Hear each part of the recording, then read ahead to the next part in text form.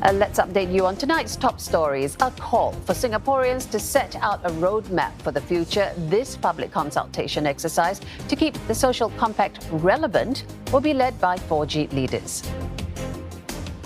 Well, let's stay on this topic, and we have more with Dr. Gillian Koh, Deputy Director at the Institute of Policy Studies. She joins us live now. Dr. Koh, welcome. I'm curious, why do you think Mr. Wong chose a speech to the Labour movement to unveil this Foward Singapore initiative? Well, good evening, Jill and Oteli. It isn't his first major speech. He actually addressed the NTUC at the May Day rally and gave the heads up on this Foward Singapore exercise that is now being properly announced. So this major exercise was announced at NTUC because I think the key target of what the exercise will focus on is to really help workers, Singaporeans, feel that their livelihoods are secure, even in very troubled times. We thought we saw the end of the pandemic. It's still ongoing, but now added to that, the troubles that we see in global politics. And what it means is that there's even greater uncertainty in terms of jobs, careers, and how Singaporeans can progress into the future in the midst of this uncertainty and difficult era. Now, what's also interesting is that 6 pillars, each led by a 4G leader. What are your views on these areas to be covered, as you've mentioned, about jobs, securing jobs and economy, and elaborate more on what this all means? Well, there are actually 19 leaders to take charge of the 6 pillars that will be discussed. And I think that, of course, first on the list is the one titled Empower, a doing word, and it's focused on trying to empower every Singaporean to have lifelong employability, it states. But I think what is at stake here is really to look at what are the new growth sectors that Singapore can develop, and what are the new jobs and useful, inclusive forms of employment that Singaporeans can count on as they look forward. The other side, of course, and this is why NTUC is important in the picture, is really what if life is going to be about going into a job, dropping out of a job, getting back into the workforce again, then, there has to be a little bit more thought about what forms of unemployment security we can afford one another as a system, as a country. Linked to that, of course, is the second theme that is titled Equip. And here, I think, it's a pillar led by Mr. Chan Singh, who is the Minister of Education. And you can imagine that he's going to engage the ground on what more can be done to work together to promote lifelong employment, even among those who are PMETs who might feel that they already have the credentials. The third one is about care. And so, the idea is about us being an aging society and yet being able to provide enough care, affordable care, and affordable health care for everyone who needs it. Now, the question is not just about how to provide it, but really the dollars and cents of it and who is to pay what. How can we together afford something that we feel allows us to live dignified lives?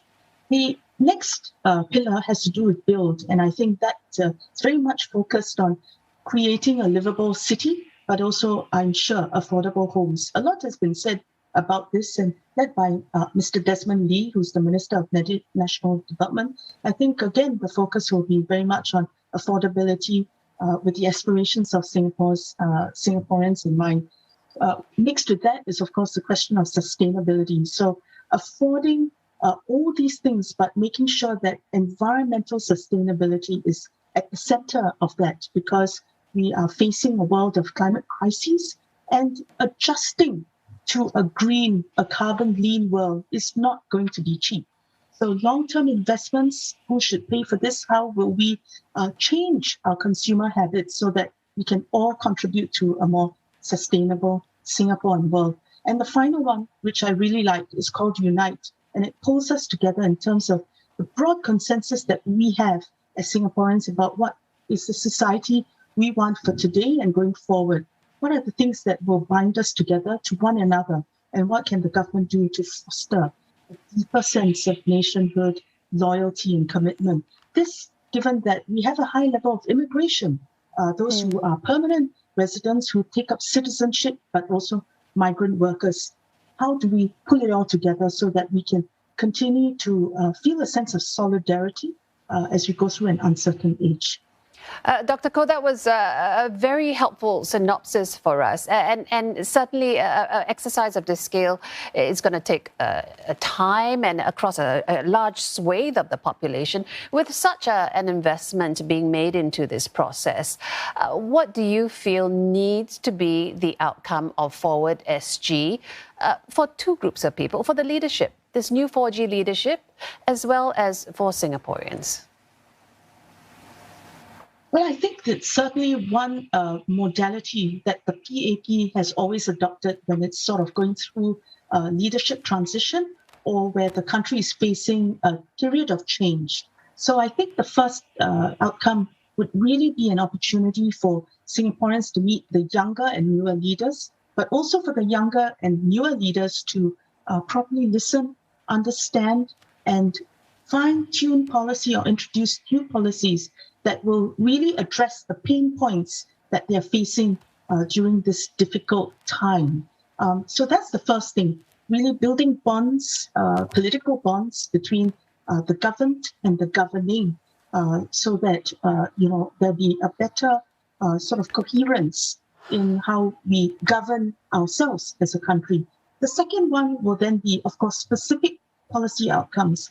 As mentioned, as life is getting more uncertain, what can workers do in terms of, preparing themselves for the kind of ups and downs in their careers, but also what can NTUC, government, employers do to put in place ways in which they can handle that sort of risk. And we're looking at maybe unemployment support in some form, some shape or form, where, people do not feel that they're taking advantage of each other, but that support is there when it is needed. So I would say broad-based consensus around the key things that make us Singapore and takes us forward, but also very targeted, focused policy reform to come out of this year-long Foward Singapore exercise is what we're looking for.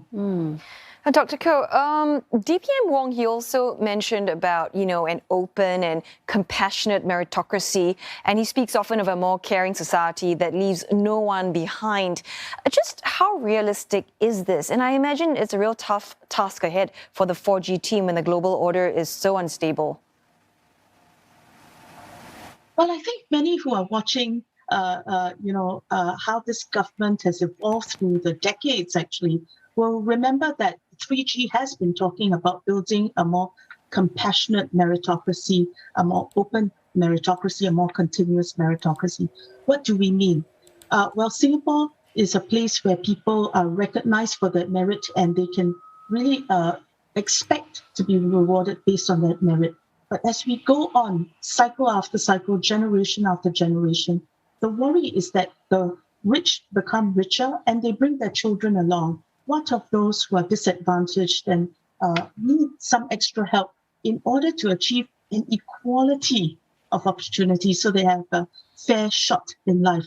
So this is what open and compassionate meritocracy means, that at every stage in life, there's a sense that you are not hampered by either your starting point or what you did in your previous sort of few years that pulls you back, but there's always chance for you to do better and progress.